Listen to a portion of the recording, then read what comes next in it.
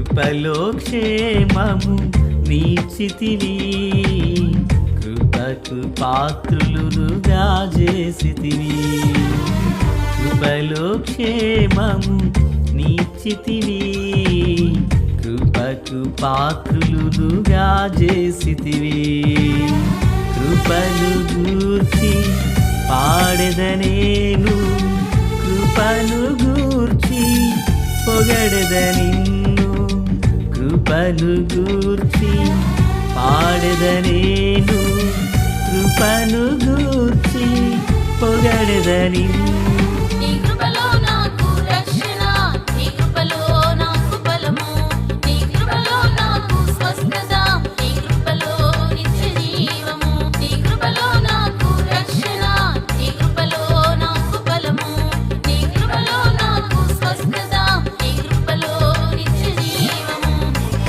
కృపలో క్షేమము నీచితివి, కృపకు పాత్రులుగా చేసితివి. మన ప్రభు అయినటువంటి యేసుక్రీస్తు వారి పరిశుద్ధమైన నామంలో తండ్రి అయిన దేవాది దేవునికి నిత్యము స్తుతియు స్తోత్రములు, మహిమయు ఘనతయు ప్రభావములు యుగయుగములు ప్రభువు నాకే చెల్లునుగాక. ఆత్మీయులారా, బాగున్నారు కదా? దేవుని మహాకృపను బట్టి మరొక పర్యాయం ఇలాగున మరి ఆగస్టు మాసంలో మొదటి శుక్రవారం ముందు ఇలాగున చేరి ప్రభువును స్తుతించే భాగ్యం ఇచ్చినందులకు ప్రభువుకు స్తోత్రాలు. అందరికీ వందనాలు. బాగున్నారు కదా పిల్లరా? కొన్ని ప్రాంతాలు అతివృష్టి అనావృష్టి చేత మరి తెలుగు రాష్ట్రాలు ఆయా రాష్ట్రాలు ఇబ్బంది పడుతూ ఉన్నాయి. ఎంతైనాను మనం ప్రార్థించవలసిన వారమునై ఉన్నాం. మన భారతదేశ ప్రజల సంరక్షణ కొరకు, మంచి వాతావరణం కొరకు మనం ప్రార్థన చేద్దాం. రండి, ఈరోజు వాక్య ధ్యానం కొరకైన భాగము ద్వితీయోపదేశకాండం 30వ అధ్యాయం. ప్రియులారా, మరి 6వ వచనం నుండి కొన్ని మాటలు మనము ధ్యానము చేయబోచున్నాము. 8 వరకు ఉండినటువంటి మాటలు. సో నేను ఇప్పుడు 6వ వచనాన్ని 5 నుండి 6వ వచనాన్ని నేను చదువుచున్నాను. మరియు నీవు బ్రతుకుటకై నీ పూర్ణ హృదయముతోనూ నీ పూర్ణ ఆత్మతోనూ నీ దేవుడైన యెహోవాను ప్రేమించినట్లు, నీ దేవుడైన యెహోవా తనకు లోబడుటకు నీ హృదయమును నీ సంతతి వారి హృదయమును సున్నతి చేయును. ప్రార్థన. మహాపరిశుద్ధుడా, ప్రేమగల తండ్రి, కృపగల దేవా, స్తోత్రాలు. చదవబడిన వాక్యము మీది, వినుచున్నవారు అందరూ మీ వారు. మీ దాసుడనైన నన్ను పూర్ణముగా మరుగు చేయండి. దైవస్వరాన్ని వినిపింపచేయండి నా తండ్రి. మా తెలుగు రాష్ట్రాల్లోనూ అలాగనే భారతదేశంలో కొన్ని చోట్ల వర్షాలు పడుచున్నాయి, కొన్ని చోట్ల వర్షాలు పడట్లేదు. దేవా, అతివృష్టి అనావృష్టి అనేది ఏలుబడి చేస్తుంది నాయన. మీ కృపలో జ్ఞాపకం చేసుకుని మంచి వాతావరణాన్ని ప్రసాదింపచేయమని ప్రార్థిస్తూ ప్రాధేయపడుతున్నాను. ఈ వాక్యం చేత మాతో మాట్లాడండి. నన్ను మమ్మలను అందరినీ బలపరచండి నాయన. ఈ రాత్రి జరిగే ఉపవాస ప్రార్థనను మేలుకరంగా జరిగించండి. మంచి వాతావరణాన్ని ఇవ్వండి. ఆత్మీయులందరినీ మీ కొరకే సిద్ధపరచమని ప్రార్థిస్తున్నాం. యేసయ్య నామమున అడిగి వేడుకొనుచున్నాం మా పరమ తండ్రి, ఆమేన్. ప్రియులారా, బాగున్నారు కదూ? ఈ చదవబడినటువంటి వాక్య భాగాన దేవాది దేవుడు తన ప్రజలైన వారితో హృదయ సున్నతిని చేస్తాను అంటున్నారు ప్రభు. ఎవరికి హృదయ సున్నతి? 5వ వచనం, నీ పితరులకు స్వాధీనపరిచిన దేశమున నీ దేవుడైన యెహోవా నిన్ను చేర్చును. అంటే ఈ మాట ఇశ్రాయేలు గురించి ప్రభు మాట్లాడుతున్నారు. ఇప్పుడు ఆ ఇశ్రాయేలుకి ఏమంటున్నారు? నీవు బ్రతుకుటకై నీ పూర్ణ హృదయంతో పూర్ణ ఆత్మతో నీ దేవుడైన యెహోవాను ప్రేమించినట్లు. వింటున్నారా పిల్లరా? ప్రేమించినట్లు. 1 బ్రతకడానికి, 2 దేవుని ప్రేమించడానికి, ఇక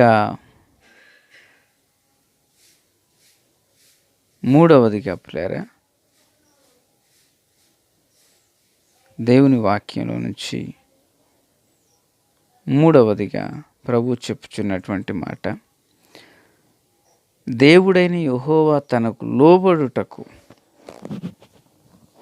3 విషయాలు.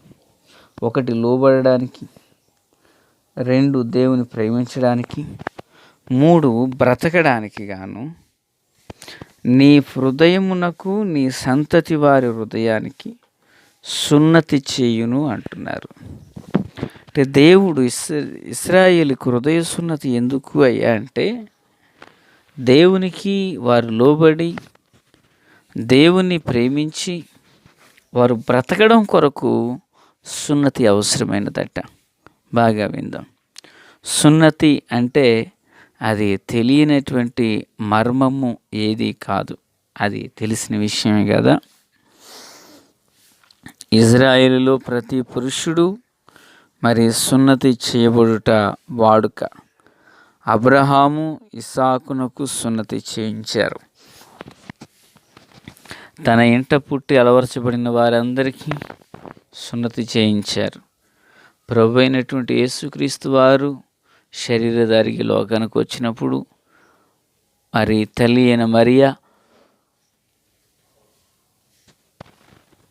యోసేపులు వారు ధర్మశాస్త్రము చొప్పున దేవాలయంలోనికి 8వ దినాన తీసుకుని వెళ్ళినట్లుగా చూస్తున్నాం.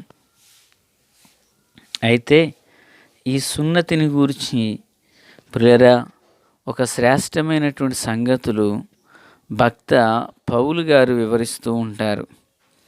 పౌలు గారి యొక్క రచనలు మనకు ఒలిచిచ్చిన అరటిపండు లాంటివి అని చెప్పాలి. ఎందుకంటే ధర్మశాస్త్రంలో ఏ విషయం అయితే మనకు అర్థం కాలేదో ఆ విషయాన్ని విడమరిచి విశదీకరించి సంఘమైన మనకు సులువైన భాషా శైలిలో ఆయన మనకు వివరించడం జరిగింది. ఏంటి ఈ సున్నతి?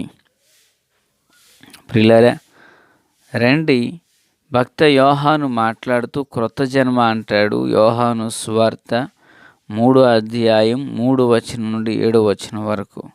అయితే భక్త పౌలు ఏమంటున్నారు? రండి దేవుని వాక్యంలోనికి పిల్లరా. మరి రోమీలకు రాసినటువంటి పత్రిక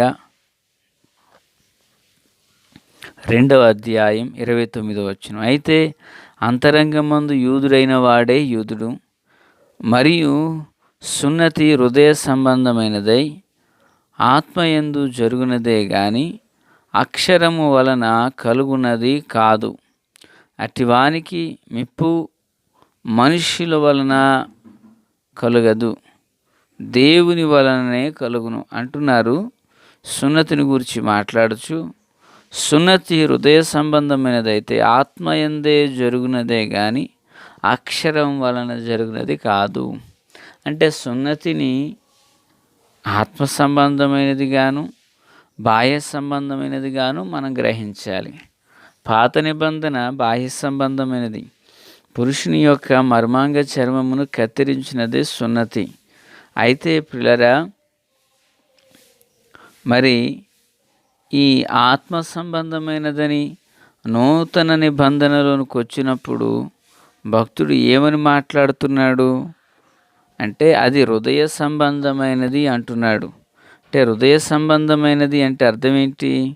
ఇప్పుడు యూదుడు పాత నిబంధన గ్రంథంలో కొంత నిష్టను దైవ భయాన్ని కలిగి జీవిస్తున్నాడు.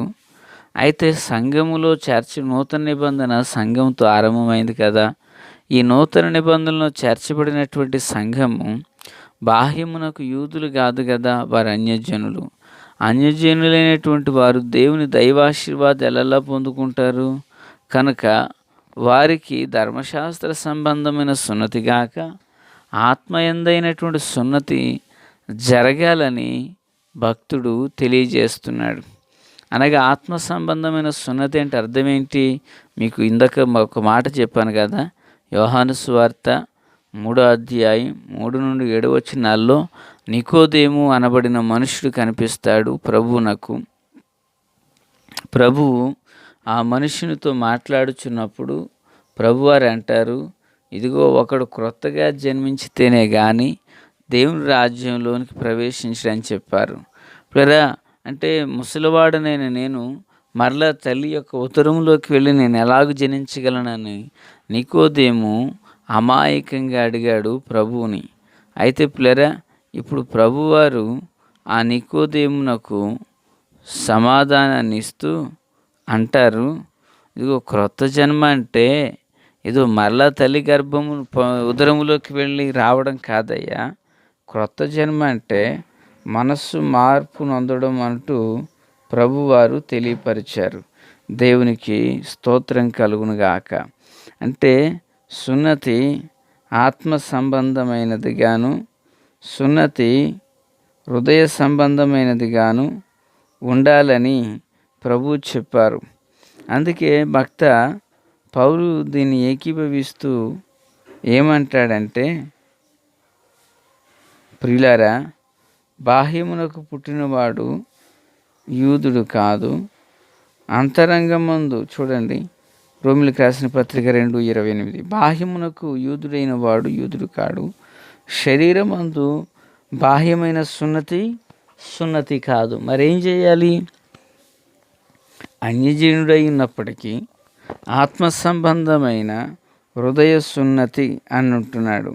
అంటే హృదయ సున్నతి అనగా మార్పు నొందిన జీవితము, మారు మనస్సు పొందినటువంటి జీవితము. రోమిలికి రాసిన పత్రిక 2:29. అయితే అంతరంగమందు యూదుడైన వాడే యూదుడు, మరియు సున్నతి హృదయ సంబంధమైనదై ఆత్మయందు జరుగునదే గాని అక్షరము వలన కలుగునది కాదు. అటివానికి మెప్పు మనుష్యుల వలన కలుగదు, దేవుని వలననే కలుగును. దేవునికి మహిమ కలుగును గాక. ప్రియులారా, వింటున్నారు కదూ?